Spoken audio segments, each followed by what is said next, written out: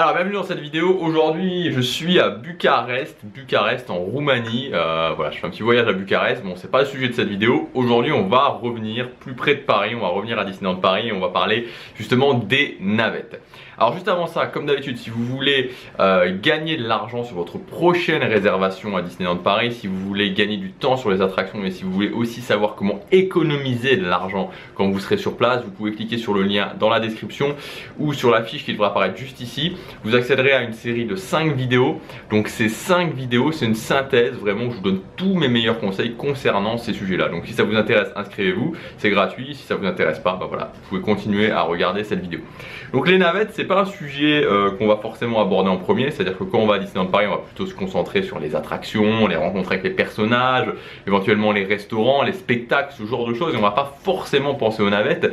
Pourtant, c'est un sujet important et c'est un sujet qui peut clairement qui change une organisation. Au fur et à mesure que je parle, le temps devient de plus en plus mauvais. Il y a 10 minutes, il faisait un plein soleil et là, il y a des nuages noirs. Bon bref. Donc oui, je disais, ça change une organisation, mais parce que souvent c'est vrai que les gens s'intéressent beaucoup au fait d'économiser de l'argent, et c'est normal. Je veux dire, c'est sûr que quand on peut économiser 500 € sur sa réservation à Disneyland Paris, ça fait une somme.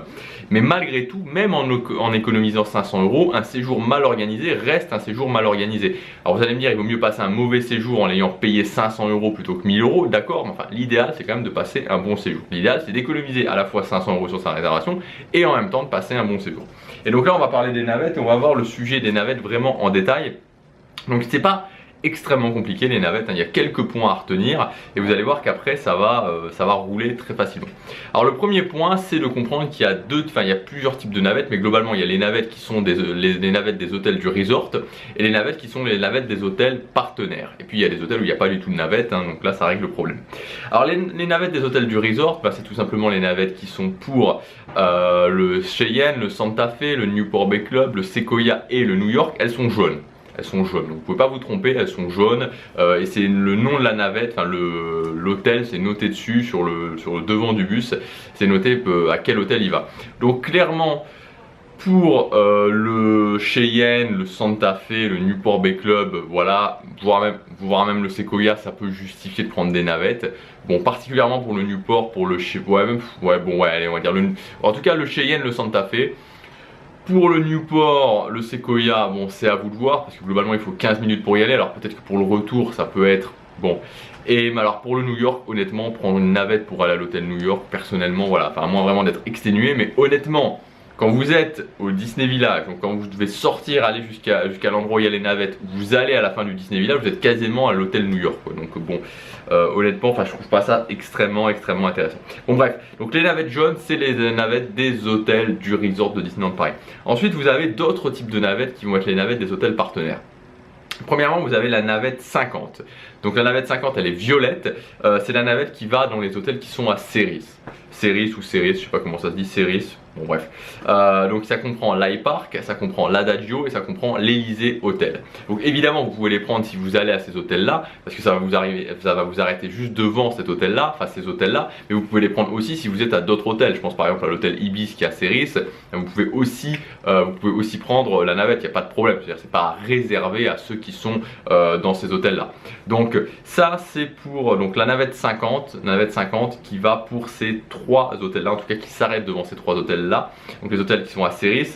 Et vous avez la navette 54, donc la navette 54 qui est elle aussi violette et qui va aux hôtels de Manille-le-Hongre, donc l'Explorer, le Kyriade, le Dream Castle et le Magic Circus. Donc c'est pour les hôtels de Manille-le-Hongre.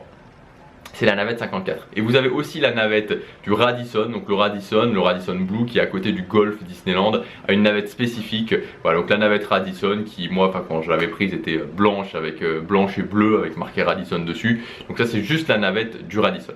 Donc voilà pour les différentes navettes que vous allez pouvoir choisir suivant l'hôtel où vous êtes. Donc comme je vous disais, ça aussi le point important à retenir, c'est que pour la navette 50, si vous êtes à Ceris, vous pouvez y aller évidemment si vous avez si vous avez un autre hôtel. Il suffit simplement d'aller devant l'hôtel, soit l'iPark, soit l'Adagio, soit l'Elysée où s'arrête la navette, et vous pouvez aussi en profiter. Donc ça c'est pas mal. Ensuite, où prendre les navettes? Les navettes, c'est très simple en fait. Donc quand vous sortez du Disney Village, vous passez devant la gare et là vous allez arriver à une sorte de grande gare des bus. C'est très simple.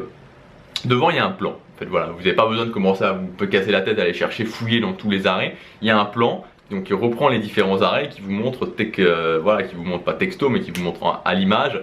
La 54 elle est là, la 50 elle est là, la Radisson elle est là, la Newport elle est là, la New York elle est là, voilà. Donc vous n'avez plus qu'à vous mettre à l'arrêt et bah voilà, vous n'avez plus qu'à attendre. Alors important, quand même important de le noter, c'est que les navettes forcément ont toujours plus ou moins tendance à être bondées le soir, mais particulièrement, et là je vous le dis honnêtement, particulièrement la navette 54. Je prends rarement les navettes quand je suis dans un hôtel du resort, et je suis la quasi-totalité du temps dans les hôtels du resort. Donc vous savez, moi ce que j'aime bien faire, j'ai testé tous les hôtels partenaires. Alors pour les avoir testés, ce que je faisais, c'est que j'ai fait une fois un séjour où j'étais pas dans des hôtels du resort, mais voilà, j'aime pas du tout, et donc en général je prends une nuit avant ou une nuit après, mais maintenant je prends une nuit avant, une ou deux nuits avant des fois même. Et donc ça me permet de tester les autres hôtels. Et donc à ce moment là je prends les navettes. Et je vous dis que la navette 54, c'est quelque chose. Le soir franchement, quand c'est les dernières navettes, c'est...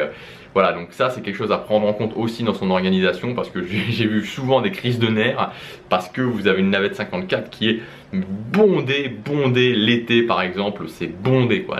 Les dernières navettes, les 2-3 dernières navettes, elles sont vraiment explosées de monde. Donc ça c'est aussi quelque chose à voir quand vous organisez votre séjour. Donc où les prendre? Bah voilà, à la gare, comme je vous ai dit, à la gare des bus, et vous avez le plan. Maintenant concernant les horaires, parce que ça aussi je sais que c'est quelque chose qui soucie beaucoup les gens, forcément il y en a plus le matin. Enfin, c'est-à-dire qu'il y en a beaucoup le matin, il y en a beaucoup le soir, et entre les deux, pendant la journée, bah, il y en a moins. C'est-à-dire que je pense que, ça dépend des navettes, puisque la 54 et la 50, c'est pas tout à fait la même chose. Le Radisson aussi, c'est un petit peu différent. Mais en moyenne, je pense que aux heures de pointe, il y en a, je crois que c'est toutes les 10 minutes aux heures de pointe. Et puis après, ça peut passer toutes les 20 minutes, voire toutes les 30 minutes. Concernant aussi une question qui revient souvent, c'est est-ce que j'aurai une navette le soir quand je rentre après? Donc avant c'était Disney Dreams, maintenant c'est Disney Illumination. Ce qu'il faut savoir, c'est qu'il y a toujours une ou deux navettes de marge en plus. C'est-à-dire que si par exemple Disney, enfin je me souviens par exemple une fois j'ai pris, c'était Disney Dream, ça finissait à 23 h l'été, je crois que la dernière navette elle passait à minuit ou minuit en plus, même minuit 30, un truc comme ça. Donc il y a toujours un peu de marge. Maintenant il faut quand même faire attention parce que vous avez une ou deux navettes de marge, mais il y a vraiment beaucoup de monde. Donc voilà, prévoyez quand même en conséquence et voilà. Maintenant sachez aussi que au pire des cas, il y a toujours la possibilité de prendre un taxi, vous n'êtes pas perdu dans la nature. Voilà ce que je voulais vous dire dans cette vidéo. Donc là vous avez vraiment le plan total pour les navettes. Voilà tout ce qu'il y a vraiment à savoir sur les navettes à Disneyland Paris. Et vous pouvez aussi aller, si c'est la navette 50 et la navette 54, vous pouvez consulter sur le site de Peps, c'est Peps, il me semble, peps.fr, ou vous tapez Disney navette 50 ou Disney navette 54 horaire sur Google, et vous pouvez voir directement les horaires des navettes en fonction des jours. Donc comme ça vous pouvez vous organiser pour votre séjour. Et puis pour les navettes des hôtels, bon, c'est moins indispensable dans le sens où bon, s'il n'y a pas de navette, vous pouvez toujours rentrer à pied. Voilà pour cette vidéo, je vous dis à très bientôt pour la prochaine. Je ne sais pas si je serai encore à Bucarest, mais je serai peut-être ailleurs. À bientôt.